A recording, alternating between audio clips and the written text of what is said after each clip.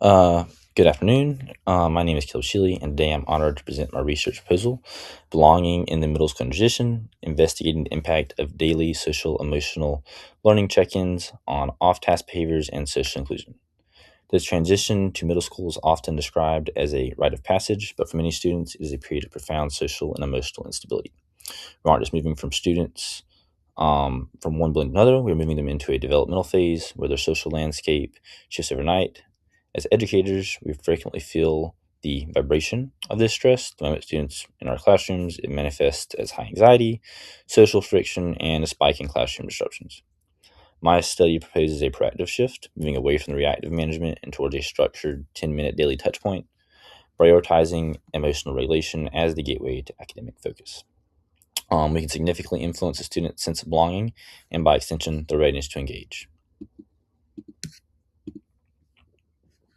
So, why do we need to focus specifically on the middle school transition? According to Aberl and Getzudatter, early adolescence marks a critical development window where the need for social belonging becomes a primary mediator for academic success.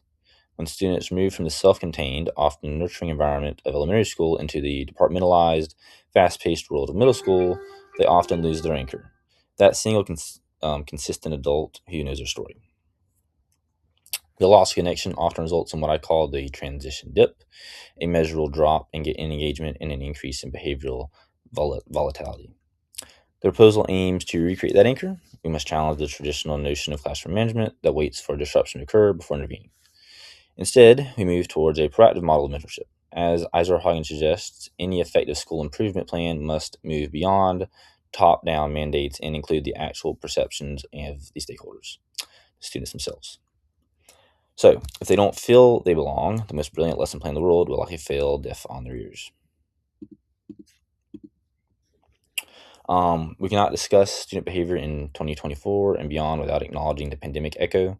Recent research by Brockmeyer and Levi Lemonlim highlights how post-COVID classroom experiences have fundamentally redefined the baseline for student stress.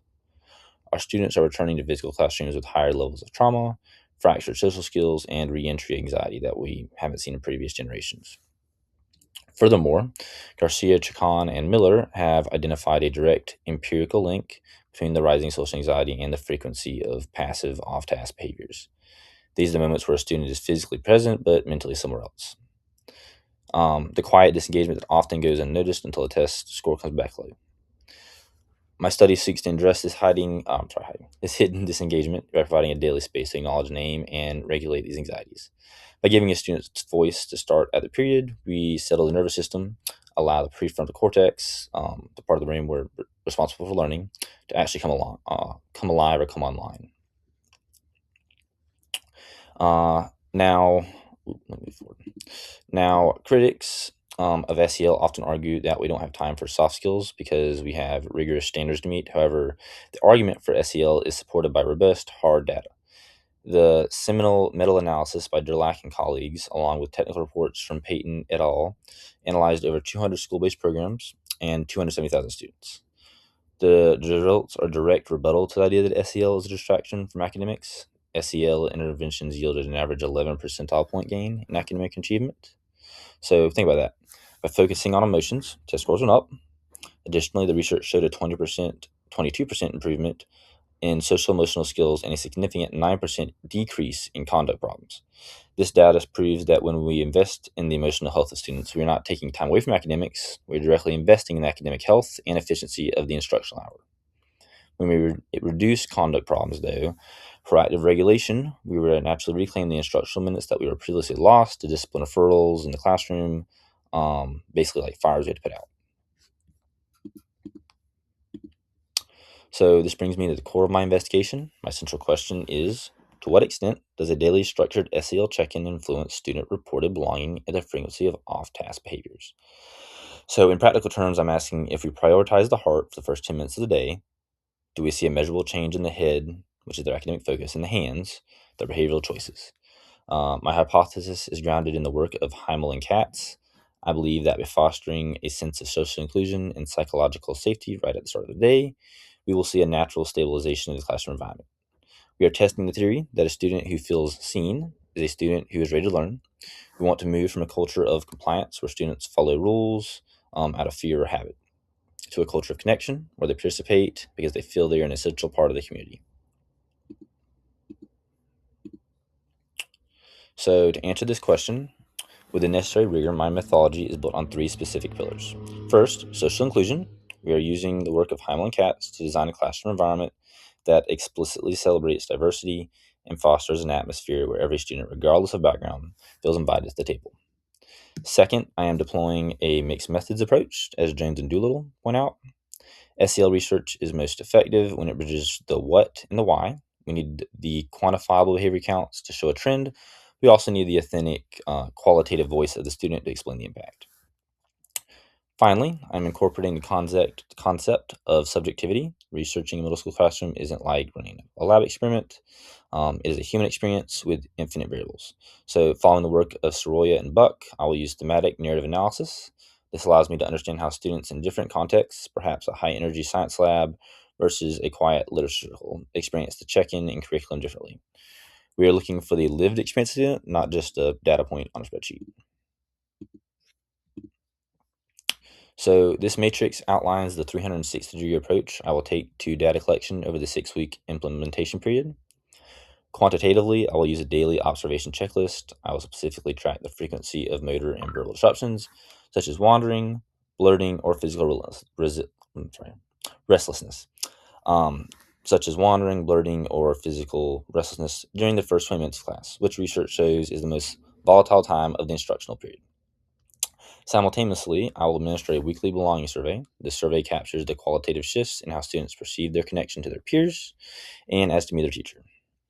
By triangulating these two, I can look for convergence. If the data shows that verbal disruptions decreased in the same week that survey scores for sense of belonging went up, we have a very powerful evidence-based argument for the efficiency of the SEL check-in curriculum. We also include teacher reflective logs to capture the unseen moments that those small breakthroughs aren't always caught, basically. A unique and critical aspect of this proposal is the integration of educational voice or educator voice. Corbett recently highlighted that the success of any SEL initiative hinges entirely on the educator's perception and their fidelity to the implementation. If the teacher doesn't believe in it, the student won't either.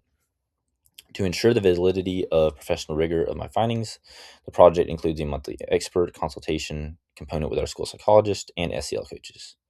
We'll sit down and review the thematic coding and the behavioral trends together. This acts as a form of peer debriefing and ensures that my interpretations of student feedback are grounded in professional psychological best practices and are not skewed by my own classroom biases. This level of oversight ensures that the study remains objective and that the conclusions we draw are both credible and actionable for the wider school community.